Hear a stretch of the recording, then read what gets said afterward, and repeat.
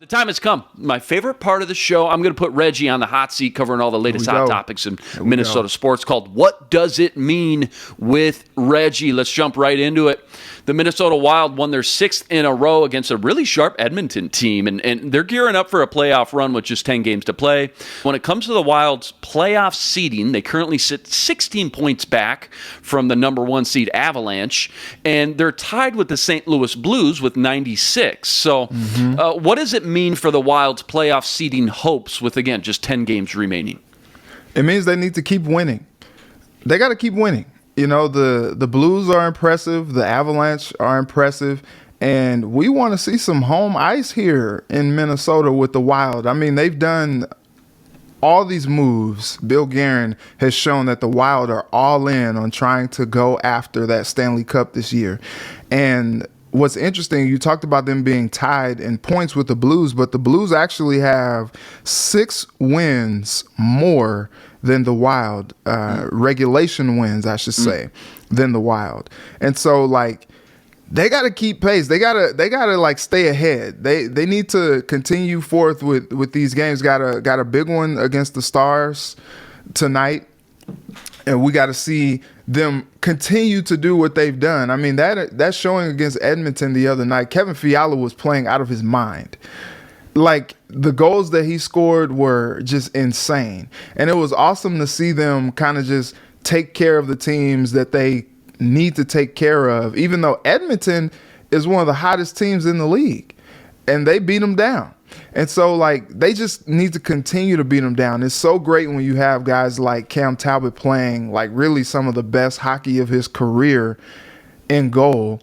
And then you got, hey, oh, by the way, NHL legend on the other side of that, Marc-Andre Fleury, also as a weapon to put in net as well. Like, they have something good cooking here. They just got to keep winning.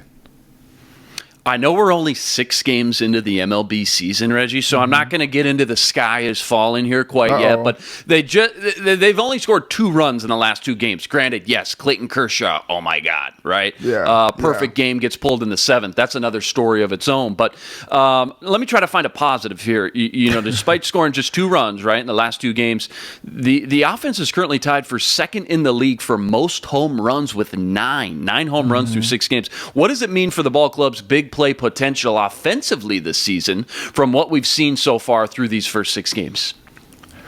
Look, I'm going to throw yesterday out of the window. I'm also going to throw Tuesday out of the window. It was tough. The weather played a factor on Tuesday, and they had a super long delay as well.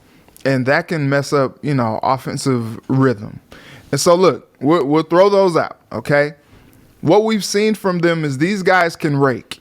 You know, you got Carlos Correa, you got Byron Buxton, you got Sanchez. These guys are monsters at the plate. Well, they can be anyway.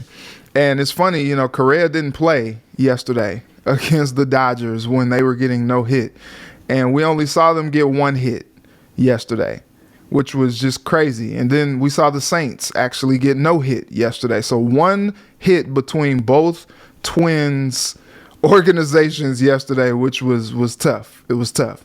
But I think one thing that's promising to me, okay, Chris Paddock, he gave up 3 earned runs. Not the best, but also, I mean, not the worst. You know, you give up 3 earned runs and you have a team with the type of bats that the Twins have.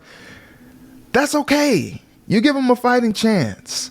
What I am a little concerned about is this bullpen and the runs that they've given up. 4 home runs yesterday, 3 back-to-back yesterday. Oof. And it's just like, yikes. Like, what's going on here?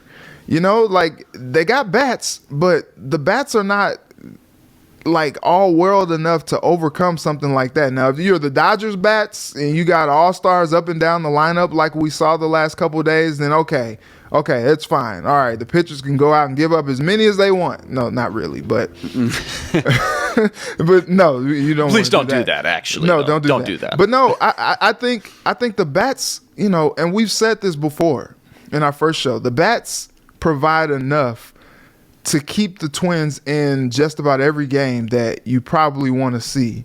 But when you have the pitching giving up 6-7 runs a game, like, okay, all right, like something's got to stop the bleeding. But I'm okay with the bats. Like, we didn't see what we wanted to see the last couple of days, but I kind of put those as outliers. Let me translate what Reggie just said. Take the over. Whatever Vegas has the total over, 7, 8, 9, 10. I don't care. Smash the over on these Twins games until they can prove that they can shore up this pitching. Next up, the Timberwolves. They held on against the Clippers thanks to D'Lo, Ant-Man, Patrick Beverley. But Karl Towns continued his struggles when his team needed him the most, failing to score a single point until 4 minutes left in the fourth quarter and fouling out, more importantly, with 8 minutes left to play. What does it mean for Cat's struggles when the lights are at their brightest and place as one of the league's best centers in the game? It just means he needs to calm it down. Honestly, he might have been just a little too jacked up for this, a little too much pressure he was putting on himself to excel, because there are a lot of talkers out there. I mean, at halftime, Charles, Shaq, they killed him, man. Like, they cooked him. Like, they did. You know, anytime Shaq sees a big man not dominating, he needs to dominate. Anytime I didn't know you had that Shaq impression in you. It's very limited. It's very limited. Whoa, okay. Don't ask. But anyway, no, anytime you see a guy, anytime you see a big man not doing what he needs to do, anytime Shaq doesn't see a guy getting 30 and 30, he's criticizing. And it's just interesting because, you know, Cat, he can be an emotional player. He's had a lot going on in his life, and I don't want to put that into what's going on, but he just had a bad night. But it seems like whenever he struggles, there are people just waiting in the wings to crush him, to say, like, see, he's not the guy. See, Jimmy Butler was right. And it's just like, come on, man, that's not fair. The guy has really matured his game and matured as a person to become a different type of a leader out there on the court. I just think he was pressing too much. From my on-court view the other night, it just seemed like he was trying to do too much and he was getting himself into trouble.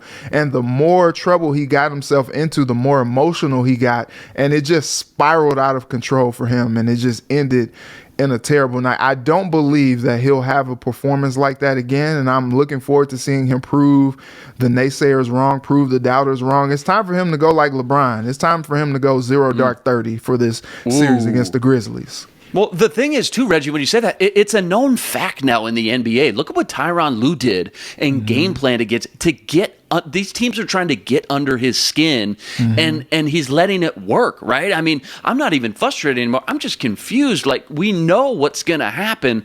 They're going to try to pick at you all game long. They doubled and even triple covered them. And that's when, you know, you just got to rely on your teammates. Again, you got Anthony Edwards, D'Lo, Pat Bev. Just like you said, Reggie, just calm down and let the game unfold the way it will. All right, last one. What does it mean? Reggie on the hot seat going through the gauntlet. The Steelers and Saints both rumored to want to move up. They want to move up in the draft, probably for a quarterback, you would think. Kenny Pickett, Malik Willis, two hot names. What does it mean for the likelihood of the Vikings becoming an ideal trading partner? And what could they get in return, do you think, for the 12th overall pick?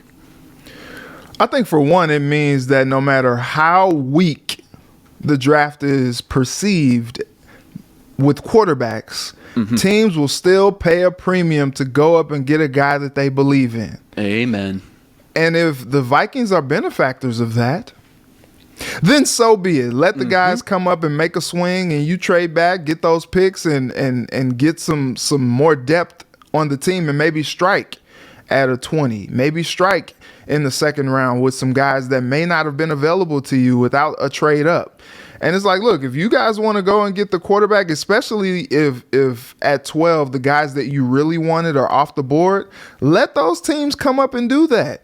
And then you just come down at 20 or 21 or wherever you want to take it and just draft the best available player. Because right now, I think drafting for need is not necessarily going to be available at 12. If you look at all the mock drafts, which there are like 70,000 of them right now, all of them have maybe some of the guys that the Vikings are Ron Johnson talked about Stingley maybe banging the table for him. He might be gone. He may go to the Jets. He may go a pick earlier. He may go a couple picks earlier. And if you're talking about maybe taking a swing at a luxury guy like a Jameson Williams or something like that, Chris Olave or something like that, maybe those guys will be there if you trade down. And so if those guys are going to look, give me what you got. You said you want to come up to this 12th spot? All right. What do you got for me? Let me see what you got. Let's do a deal and make the best possible deal possible to help your team. You know what I'm gleaning through these first few shows, Reggie, every time we talk about the draft? Reggie wants a wide receiver for the Vikings with that first pick. Ooh, I want a reaction, live feed, where Reggie's at when the Vikings handed that card and it's a wide receiver. I know you're banging the table for that wideout. Hey, I get it, man. It's a wideout league. It's a pass-driven league, right? I mean, and you know Kevin O'Connell's going to spread them out 3, 4, 5 wide. We've talked about it. So I absolutely love it. All right, he survived the gauntlet once again. Huge thank you to Ron Johnson for joining today's episode. Remember to subscribe to our YouTube channel and join us every day for another episode covering all the hot topics in Minnesota sports. He's Reggie Wilson. Follow him on Twitter at Reggie Wilson TV and on Care 11. I'm Luke Inman on Twitter at Luke_Spinman. Tune in tomorrow to Superior Sports Talk Show, part of the Locked On Sports Minnesota. He's Reggie. I'm Luke. Until tomorrow, signing out. Be blessed. Don't forget to spread love today.